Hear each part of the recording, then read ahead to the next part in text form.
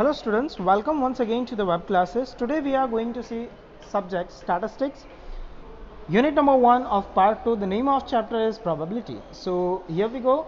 Till now we had completed I think illustration number 20. Yeah, I think we had completed till 20.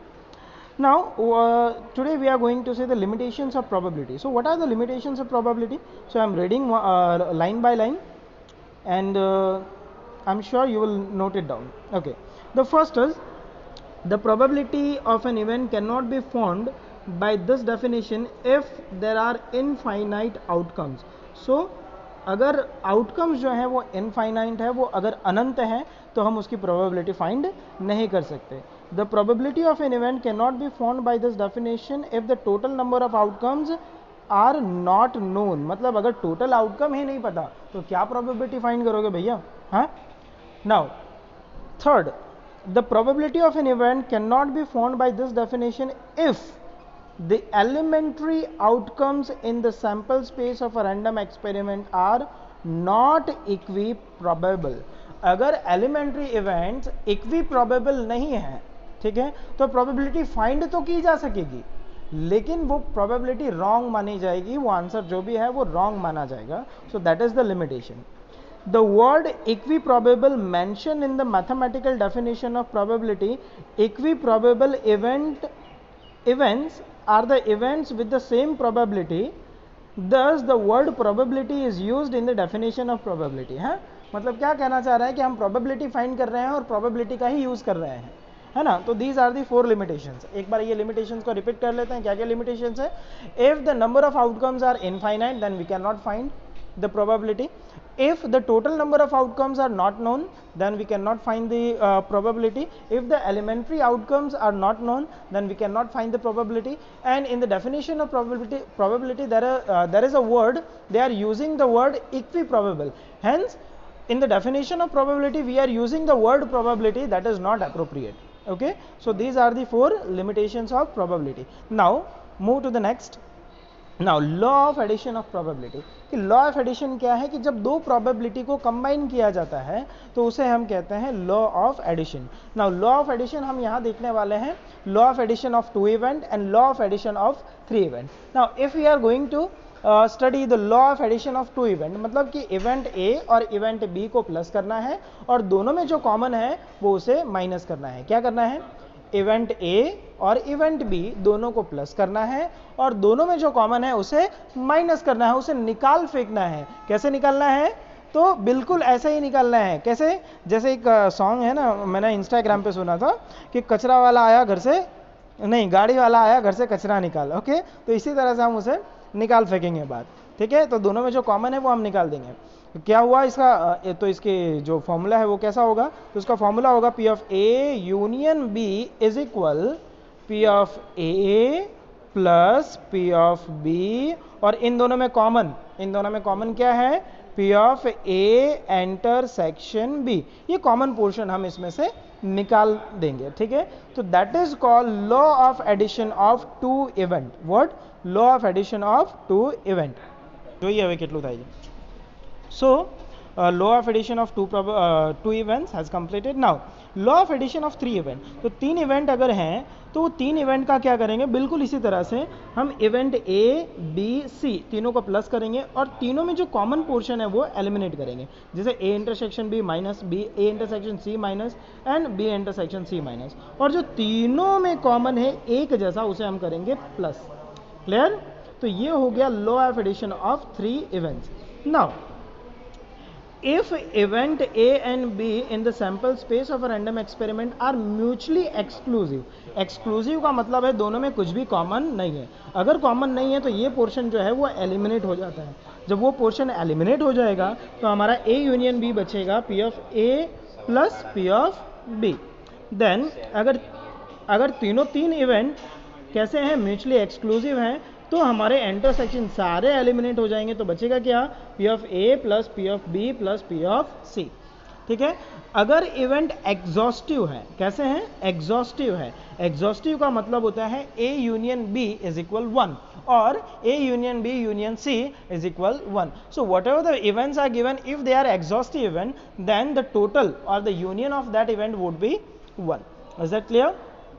Okay, so here we go, and the last one, कि if all the three events are exhaustive event, it means P of A union B union C would be 1. Is that clear?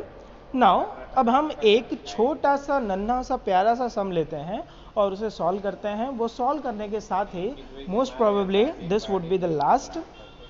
Okay, so a number, just a second, yeah, a number is randomly selected from the first 50 natural number. Find the probability that it is multiple of 2 or 3. So 2 और 3, देखो बीच में अगर word आता है और का मतलब होता है एडिशन, और का मतलब क्या होता है एडिशन. सो यहाँ हम रूल अप्लाई करने वाले हैं addition rule. Addition rule apply करने के लिए आपके पास में क्या होना चाहिए, event A, event B and A intersection B. तो हम क्या करेंगे, मल्टीपल ऑफ 2 है उसे हम नाम देंगे इवेंट ए, मल्टीपल ऑफ 3 उसे हम इवेंट नाम देंगे बी, और मल्टीपल ऑफ 2 एंड 3, जब वर्ड बीच में एंड आता है तो उसे हम नाम देंगे A intersection B. Is that clear? अब एक बार सम वापस से हम पढ़ते हैं और पता लगाते हैं कि हमें करना क्या है. A number is randomly selected from first 50 natural number.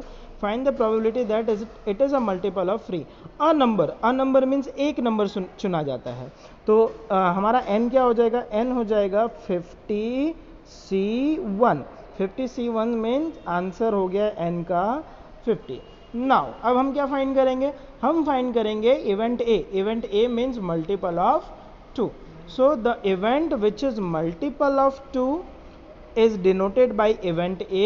Multiple of 2 कितने होंगे, 2, 4, 6, 8, 10, 12 dash dash dash till 50. So there would be 25 elements. How many elements? 25 elements would be there which are multiple of 2. So that would be 25 by 50. Okay, so P of A would be m by n, and the m is 25 and n is 50. So event A is 25 by 50. You can also write it as 1 by 2. Why 1 by 2? Because 25 ones are 25 and 25 twos are 50. Okay, now event B. So what would be the event B? Event B means multiple of 3. ऐसे number जो multiple of 3 के हों. तो 3 के multiple में मतलब कौन कौन से number, 3, 6, 9, 12, 15 dash dash dash till 48. कहाँ तक, 48 तक, क्योंकि उसके बाद फिर सीधा आएगा 51 जो कि हम ले सकते नहीं हैं. तो कितने नंबर्स हुए, सो देखो डायरेक्टली अगर टेबल आता है तो आप लिख सकते हो 16 3 तो 16 3 48. So multiple of 3 would be 16 number. और इफ़ यू मतलब अगर आपको टेबल नहीं आता है तो आप फिर एक एक लिखो. अगर 12th में आकर भी अगर आपको टेबल नहीं आता है ना, सो डू वन थिंग यार, हाँ छोड़ दो पढ़ाई. 16 का टेबल नहीं आता है, छोड़ो. सो m is 16. So probability of b is m by n. Probability of b is m by n. So would be 16 by 50. 16 by 50. अब 16 by 50 है, इसे एलिमिनेट करोगे. So I think both are divisible by 2. So it would be 8 by 25. 8 by 25 is the required probability which is in multiple of 3. Now we are going to find the numbers which are multiple of 2 and 3 both. So 2 and 3 both का मतलब क्या हुआ, so 2 and 3 both का मतलब ये हुआ 2 into 3 कर दो, क्या मिला, 6 मिला. तो मल्टीपल ऑफ 6 फाइंड करना है. तो मल्टीपल ऑफ 6 मतलब 6, 12, 18, 24, 30, 36, 42 एंड 48. तो मल्टीपल ऑफ 2 एंड 3 में हमारे पास कौन कौन से नंबर्स आते हैं मैंने आपको बता दिया.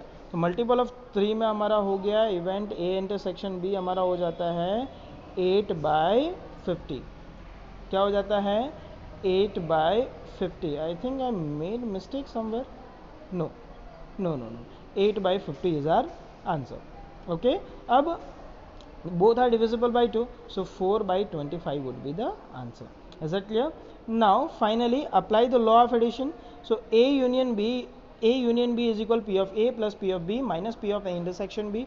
P of A is 25 by 50. P of B is 16 by 50. And P of A intersection B is 8 by 50. Okay. This is the answer. So हमारा फाइनली जो आंसर है वो आता है 33 by 50.